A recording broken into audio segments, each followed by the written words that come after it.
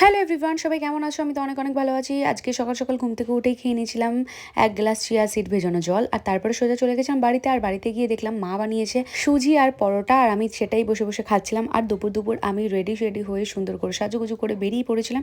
আর বেরানোর সাথে সাথে আকাশটা পুরো কালো করে এসেছিল, আর দেখো বলতে বলতে বৃষ্টিও চলে এসেছিল। আর এই বৃষ্টির দিনে নিজের মন ভালো করতে আমি সোজা চলে গেছিলাম একটু শপিং করতে। আর মাঝে মাঝে শপিং করতে কিন্তু বেশ ভালো লাগে, মনটাও ভালো হয়ে যায়। বেশ কিছু টপ ট্রায়াল করলাম, আর প্রতিটাই কালার বেশ সুন্দর ছিল। আর তারপরে পেয়ে গেছিল খিদে, আর তার জন্য আমি চলে গেছিলাম সোজা ডিবাপিতে একটু বিরিয়ানি খেতে। আর খাওয়া দাওয়া করে সোজা চলে এসলাম আমি রিলায়েন্সে। আর এখানে এসে আমি বেশ কিছু পুতুল দেখছিলাম। জানো তো, আমি যতই বড় হই না কেন, পুতুলের প্রতি একটা আলাদাই আকর্ষণ থাকে আমার। আর যেখানেই যাব পুতুল দেখলে আমি জাস্ট দাঁড়িয়ে পড়ি। আর তারপরে এসেছিলাম মেলাতে, কারণ মেলাতে একটু ঘুরু ঘুরু করবো না, এটা তো হতেই পারে না। আর মেলাতে আসার পর একটা গোপাল ঠাকুরের মূর্তি দেখলাম, এত সুন্দর লাগছিল দেখতে, তাই একটু তোমাদেরকেও দেখালাম।